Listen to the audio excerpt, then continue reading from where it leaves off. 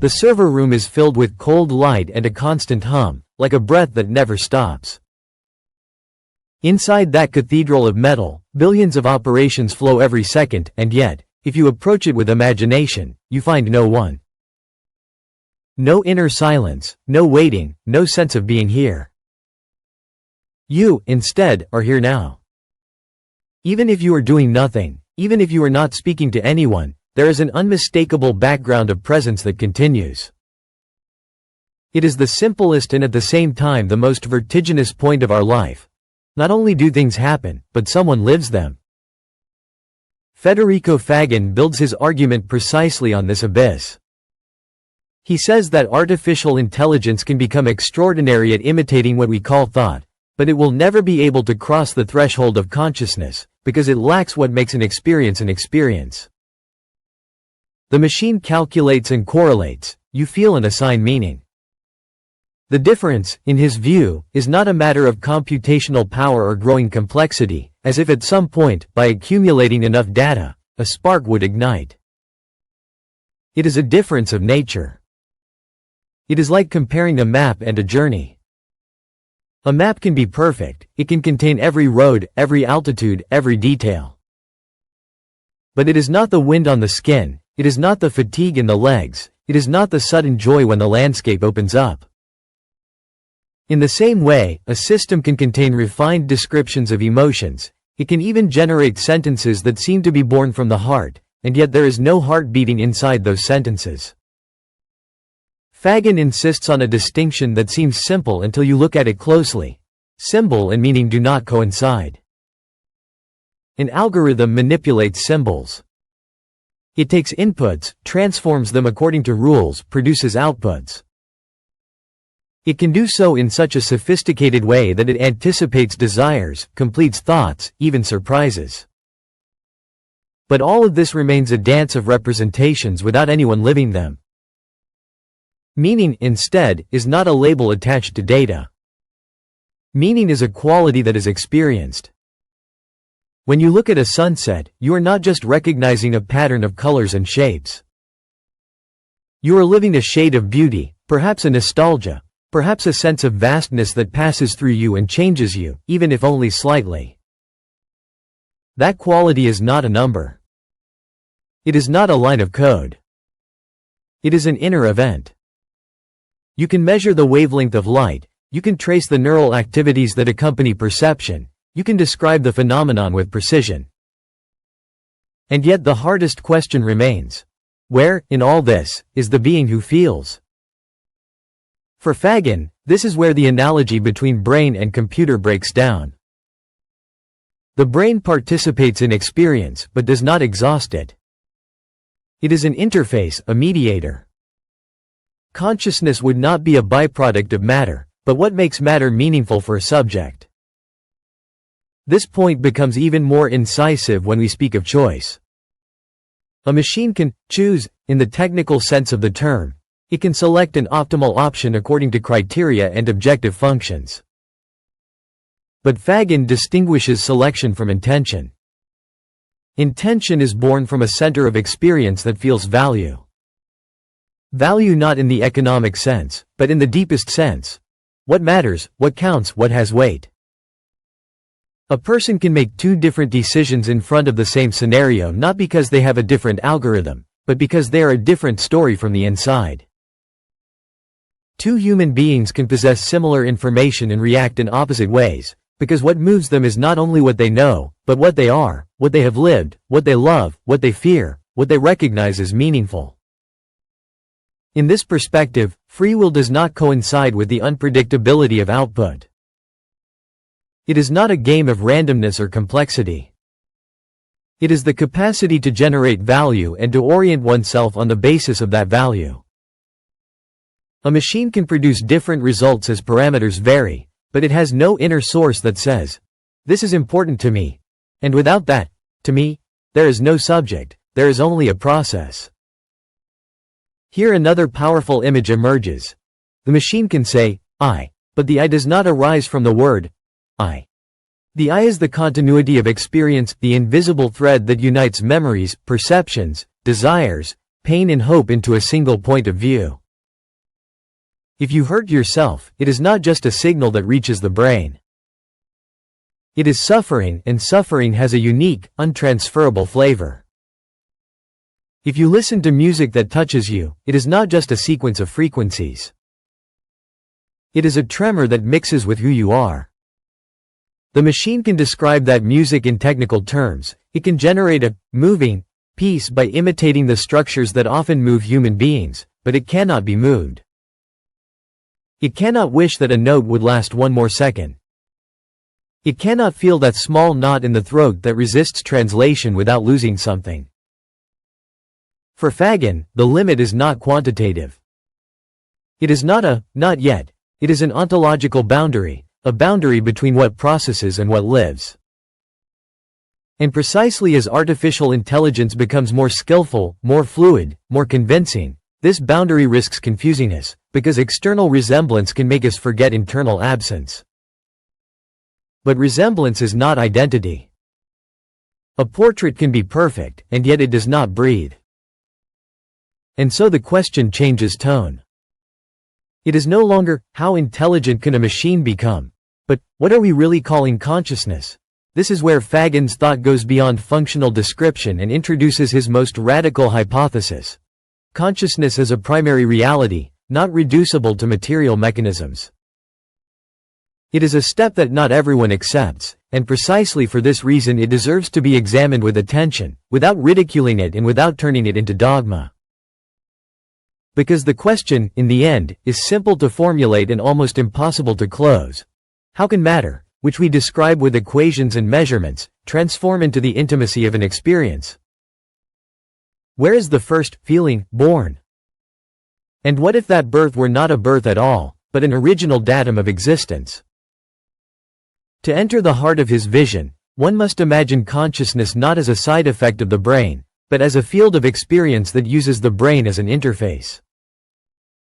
Faggin speaks of non-locality in a sense meant to break the intuitive idea that everything that exists must be located at a precise point in space, like an object.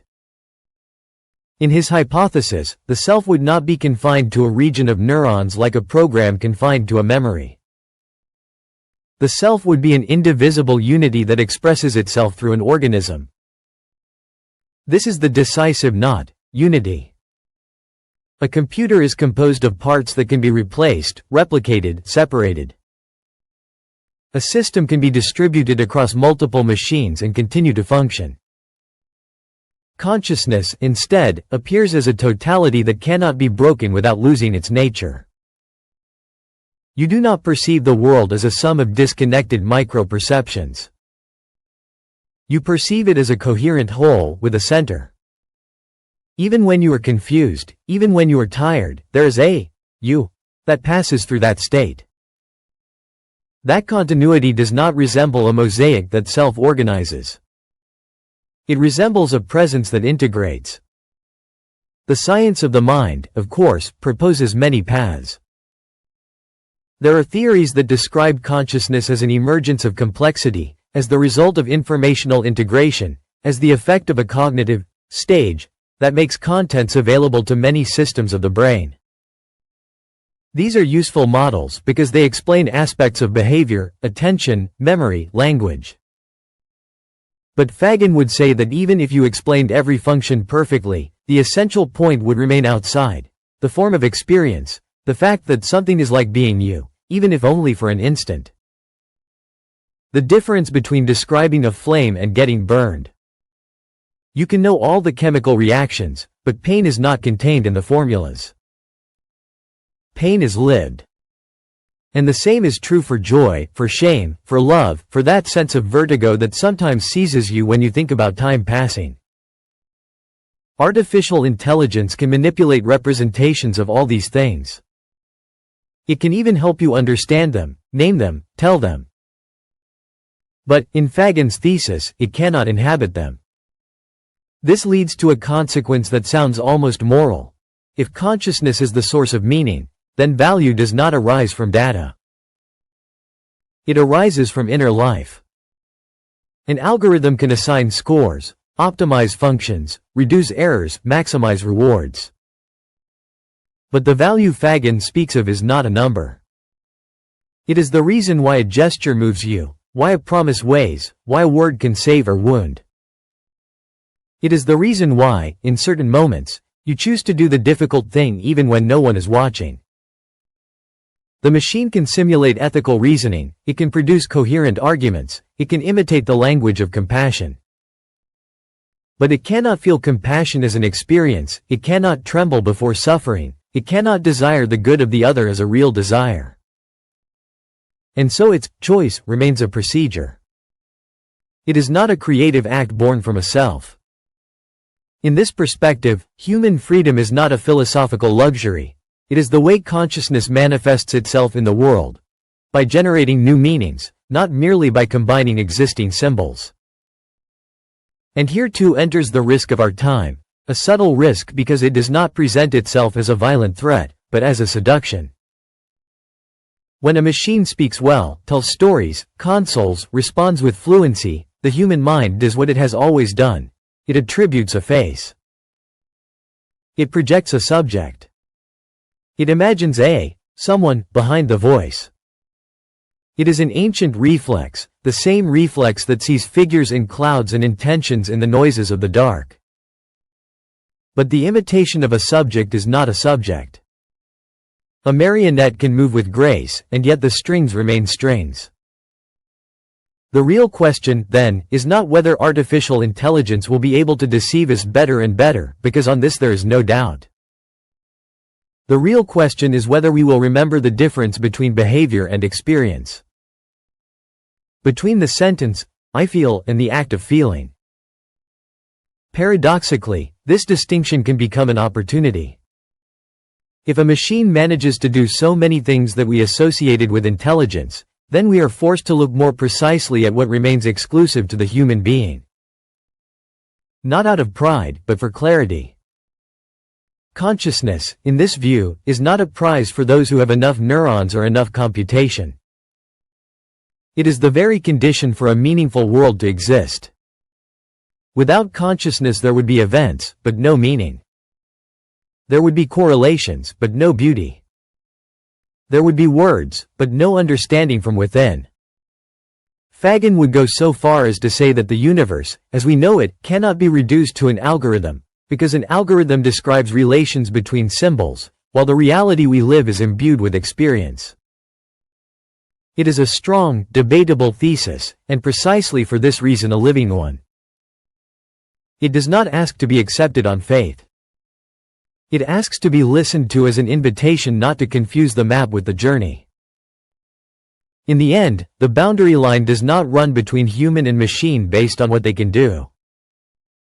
It runs at the point where meaning is born. You can be tired, distracted, even confused, and you remain a center of experience. You may not have the right words, and yet you feel. You may not have a theory of consciousness, and yet you live it from within, in every instant in which you notice that you exist. Artificial intelligence can become faster, more precise, more useful. It can transform medicine, work, creativity, research. But, in Faggin's perspective, it will remain a sophisticated object, not a subject. And if this idea is even partly true, then the point is not to fear that a machine will become conscious. The point is to remember that consciousness, the one you possess without merit and without effort, is the most concrete mystery of your life. It is not a detail. It is the light by which everything appears. And perhaps the most interesting future will not be the one in which machines become like us, but the one in which we, surrounded by ever more skillful machines, finally learn to recognize the difference between information and presence, between imitation and interiority, between the noise of symbols and the deep silence in which a being says, without words, I am. If you have made it this far, it means you love curiosity as much as we do. If you enjoyed this journey, leave a like, write a comment, and subscribe to the channel. It's the best way to support what we do. Your presence truly makes a difference. Until the next exploration.